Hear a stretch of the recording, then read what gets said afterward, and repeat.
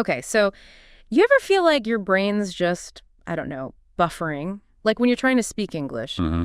you know what you want to say, it's right there in your head, but it feels like it has to go through this, like, ancient translation machine first. Oh, absolutely. Mm. And by the time the English words finally crawl out, the moment's totally gone, hasn't it? Exactly. The conversation's moved on, maybe someone else jumped in, and you're just Hmm. kind of left there feeling, yeah, a bit awkward. Linguistically stranded. Yeah, it's a frustration I hear about all the time. And it's not just about those pauses, is it? That constant mental juggling, translating back and forth, it can really sort of chip away at your confidence. Totally. Not just for speaking either. I guess it affects listening too, like watching movies or listening to music. Definitely. You feel like you're always playing catch up, always one step behind because you're trying to process it through your first language. It kind of takes the fun out of it sometimes. Right. So, okay, today we're going to dive deep into this. We're talking about why thinking directly in English is basically like getting a massive upgrade for your brain's operating system. Yeah, moving from dial-up to fiber optics, like you said. Exactly. So our mission today for you listening is to really unpack why ditching that mental translator is such a game changer, and more importantly, how to actually do it. We're not just going to say think in English. We've looked into, well, lots of different advice and practical stuff to find things that actually work. Fun things, manageable things. Yeah, think of it as like leveling up your English, making it feel more natural, more you, and way less stressful. We want to share the most effective strategies we've found. It really is about shifting gears, isn't it? Moving away from constantly translating, reacting, towards a place where English just flows. More spontaneous, more authentic. Okay, let's get into the why. Why bother? I mean, my brain can translate, it does the job eventually. Why is thinking directly in English so much better? Well, that built-in translation software is useful, especially at the start, but relying on it forever, it's like trying to run, I don't know, the latest high-spec game on a computer from 10 years ago. Okay, yeah. It technically runs, but it's painful, laggy. Exactly. It's slow, it's clunky. When you're constantly translating, your brain is basically doing two big jobs at once. First, form the thought in your language, then hunt for the English equivalent. Ah, so it's like double the work. No wonder it feels slow and tiring sometimes. Precisely. Your brain's working overtime. And think about how languages are structured differently. If you translate word for word, you often end up with slightly unnatural phrasing, right? Oh yeah, like that classic example people give saying something like, I have cold, when you mean I am cold or I have a cold. Exactly. Direct translation can lead to those awkward little mistakes that just sound off. Yeah. Thinking directly in English helps you kind of absorb the natural rhythm and structure of English itself. So less mental effort means faster speaking, smoother conversations, fewer of those moments where you're just stuck, searching for the words. Absolutely. The speed picks up, the flow improves. Right. And that has this amazing knock-on effect on your confidence. It just feels better when the words come more easily. Yeah, you're not second-guessing every single thing you say. Right. You start to trust yourself more. And like you touched on earlier, it's not just about speaking. Thinking in English massively helps your listening comprehension too. How so? Well, if you're always mentally translating what you hear back into your native language, you're adding this extra slow step. Okay. But you start thinking in English, your brain begins to recognize English words and phrases instantly on their own terms. No need for that translation detour to understand. So, like, you can finally watch that English movie and actually get the jokes in real time, not 3 seconds later after your brain finishes translating. Exactly that. It makes consuming English media way more immediate and enjoyable. And here's another interesting thing. It can even subtly help your pronunciation. Really? How does that work? When you're thinking in English, you're sort of internalizing the sounds, the rhythm, the intonation of the language more directly. You start to hear it in your head, more like a native speaker might, which can gradually influence how you sound. Okay, wow. So let's quickly recap the big wins here. Thinking in English means faster, smoother speaking. Big confidence boost. Right. Better listening comprehension, understanding stuff quicker. Yep. And maybe even better pronunciation over time. Okay, that's a pretty strong case. Definitely sounds worth the effort. It really is. But, making that switch, starting to think in English, it's not always super easy. There are definitely some common hurdles, some traps people fall into. Right. Let's talk about those. What are these translation traps we should watch out for? Well, the biggest one, as we've kind of been saying, is just relying too heavily on translation itself. always needing that native language crutch for every single word or phrase. It's like trying to learn to ride a bike but refusing to take the training wheels off. Perfect analogy. Exactly. You never develop that core balance, that ability to just go with English. You're keeping your brain tethered. Another big trap is getting totally obsessed with perfect grammar while you're trying to speak. Oh, I know that feeling. Brain freezes because you're trying to check every rule before you say anything. Right. People get so worried about making a grammatical slip-up that they just clam up. They can't speak naturally. And let's be honest, even native speakers mess up grammar all the time in conversation. Yeah, true. Communication's the main goal, right? Not textbook perfection. Exactly. Which leads to the next hurdle, the fear of making mistakes. It can be paralyzing. People are so scared of sounding silly or getting something wrong that they just avoid thinking or speaking in English altogether. Which is ironic because making mistakes is how you learn. It's that catch-22 thing. Precisely. You avoid trying because you're scared, but not trying means you don't improve. Mistakes aren't failures. They're literally part of the process. Essential, actually. Okay. What else? Well, another practical thing is just lack of exposure. If English is only something you do in class for an hour, and the rest of your day is entirely in your native language, it's really hard for your brain to just switch into English thinking mode. So immersion is key, even if you're not living abroad. Bringing English into your daily surroundings somehow. Exactly. Your brain needs that consistent input, that environment, to start making English feel like a default setting. So, quick recap of the traps. Relying too much on translation, obsessing over grammar, fear of mistakes, and not enough daily English around you. Got it. Recognizing those is definitely the first step to avoiding them. Okay, so we know why we should do it and what pitfalls to avoid. Let's get to the fun stuff, the how. Give us some practical, maybe even slightly weird ways to start rewiring our brains. Okay, let's start super simple, like something you can do literally right now, wherever you are.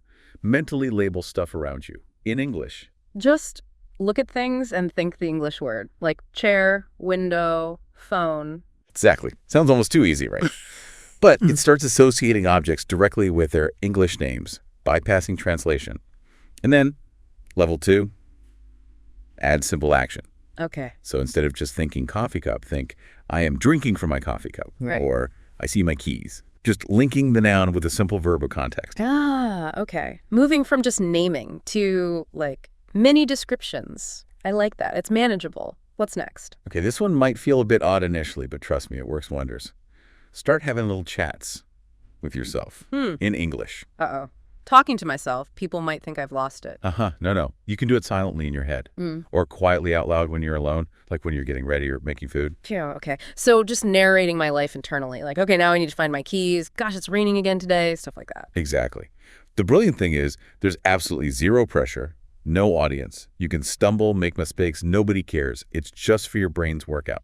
Getting it used to forming thoughts in English. My inner monologue is about to get an upgrade. Okay, cool. What else? Right. Next tip. Ditch the bilingual dictionary, or at least use it less. Make friends with an English-to-English dictionary, especially a learner's one.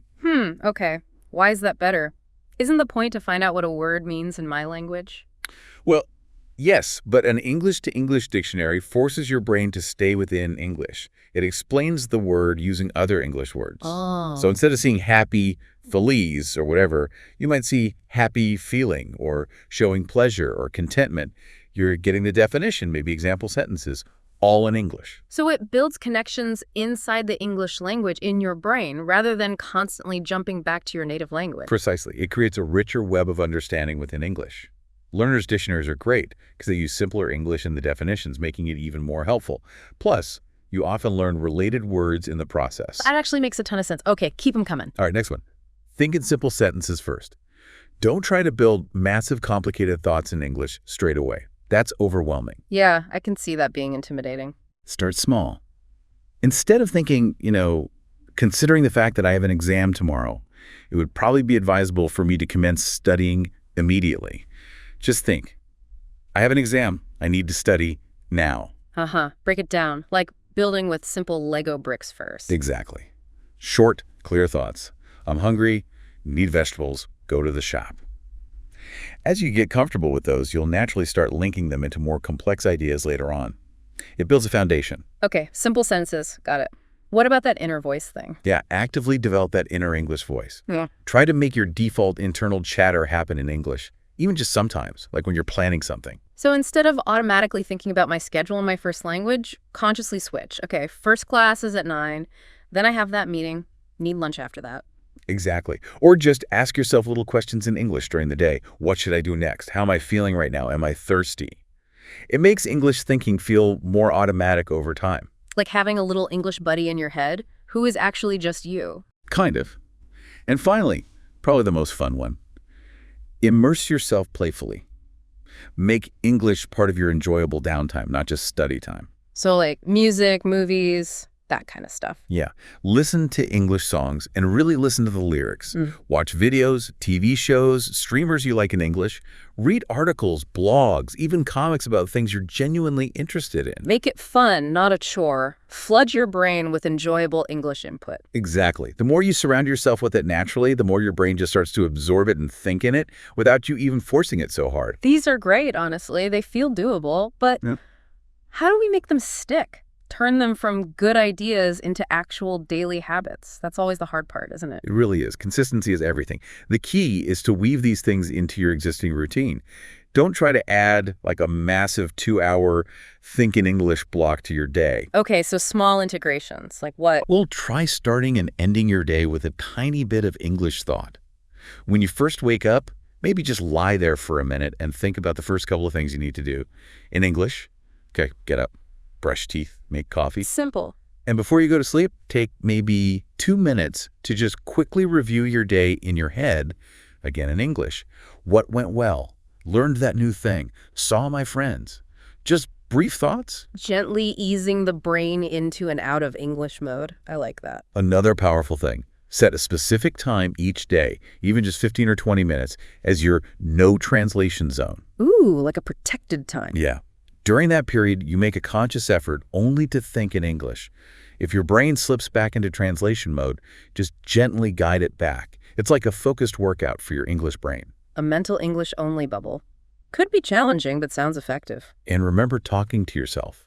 Make that a deliberate mini habit. Maybe for just 2 minutes while you're making breakfast or walking to the bus stop, describe what you're doing, out loud if you can, quietly if not. Even if it's just, okay, pouring the cereal, where's the milk?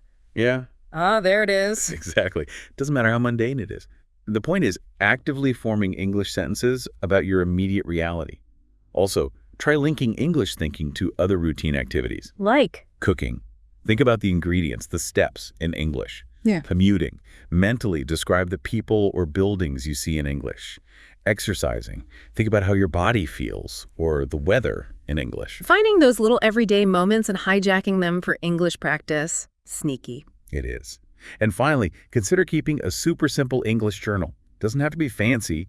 Just jot down a few sentences each day about your thoughts, what happened, maybe a goal. And the focus isn't perfect grammar, right? It's just expression. Exactly. Get the thoughts down in English.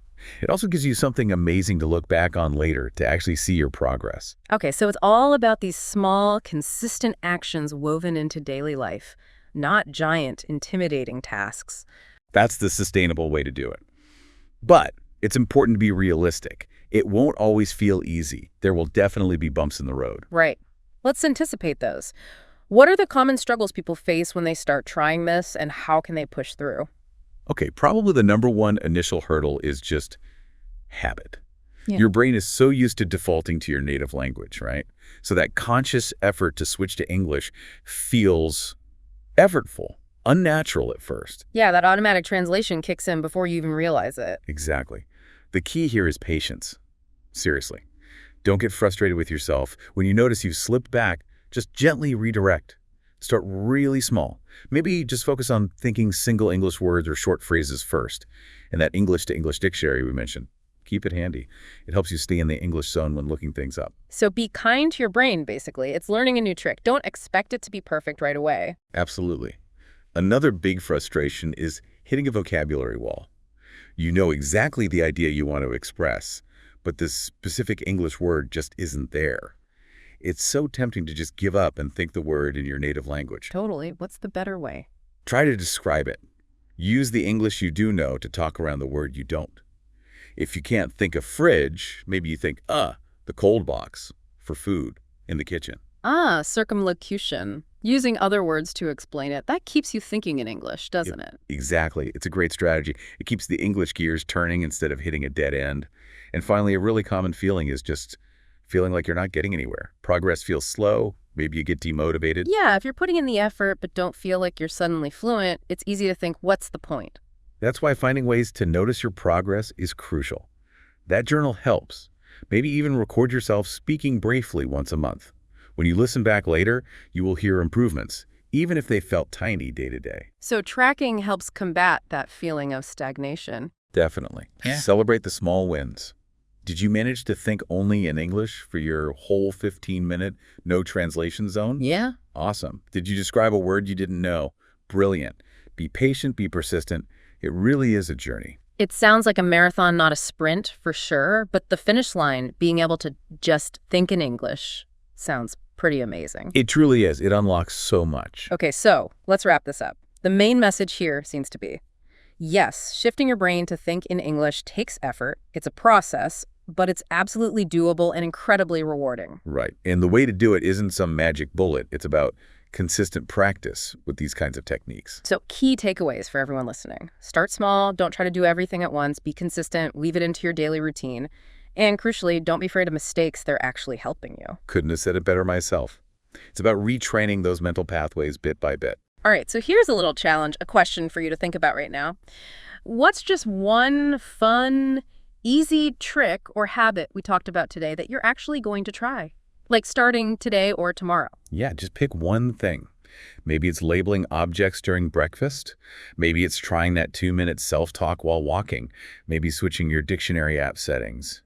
Something small you can commit to. Give it a little thought. What feels doable for you? Because honestly, every single one of those small steps adds up. It contributes to that bigger goal of unlocking English thinking. And remember, getting there really does open up a whole new level of fluency, confidence, and just, well, enjoyment of the language, doesn't it? It absolutely does. It lets you connect with English and everything it offers in a much more direct, intuitive, and satisfying way. It makes the whole learning journey feel different.